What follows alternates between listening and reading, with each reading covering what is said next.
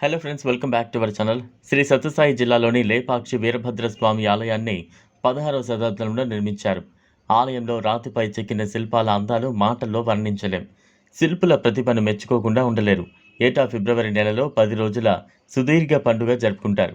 ఈ సందర్భంగా car festival నిర్వహిస్తారు. ఆలయంలో భారతదేశంలో అతిపెద్ద ఏకశిలతో ఏర్పాటు చేసిన నంది శిల్పం ప్రత్యేకమైంది. దక్షిణ భారతదేశంలోనే లేపాక్షి తీర్థయాత్ర కేంద్రం. హిందూపురం కోడికొండ చెక్పోస్ట్ మధ్య లేపాక్షి గుడి ఉంది. 108 శైవ క్షేత్రాల్లో లేపాక్షి ఒకటిని స్కంద పురాణం చెబుతోంది. ఆలయంలోని పాపనసేశ్వర స్వామిని అగస్త్య మహర్షి ప్రతిష్ఠించారని పురాణాలు చెబుతున్నాయి.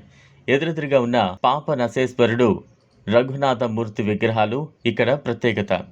సీతమ్మ వారిని ఎత్తుకుపోయిన రావణాసురునితో యుద్ధం చేసి జటాయువు ఇక్కడే పడిపోయాడని రాముల వారు జటాయువు చెప్పిన విషయమంతా విని కృతజ్ఞతతో లే పక్షి అనే మోక్షం ప్రసాదించిన స్థలం ఇదే. అందువలనే క్రమంగా లేపాక్షిగా మారిందని స్థల పురాణం చెబుతోంది. విజయనగరం రాజుల కాలంలో నిర్మించిన ఈ దేవాలయం చక్కటి శిల్పకళకు రమణీయమైన ప్రదేశం. ఆలయ నిర్మాణంలో ముఖ్య పాత్ర పోషించిన విశ్వకర్మ బ్రాహ్మణుల అద్భుతమైన కళా చాతుర్యానికి గొప్ప ఉదాహరణ ఈ నంది విగ్రహం.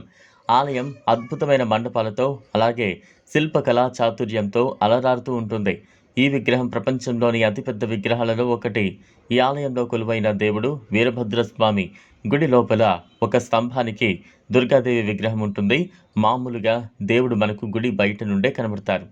వీరభద్రస్వామి ఉగ్రుడు కాబట్టి అతని చూపులు నేరుగా ఊరి మీద పడకూడదు అని గుడి ద్వారం కొంచెం పక్కకు ఉంటుంది. ఈ దేవాలయంలో ఫ్రెస్కో చిత్రాలలో కాంతివంతమైన రంగుల అలంకరణలతో ఉన్న రాముడు, కృష్ణుడు పురాణ గాథలు చెబుతూ ఉంటాయి.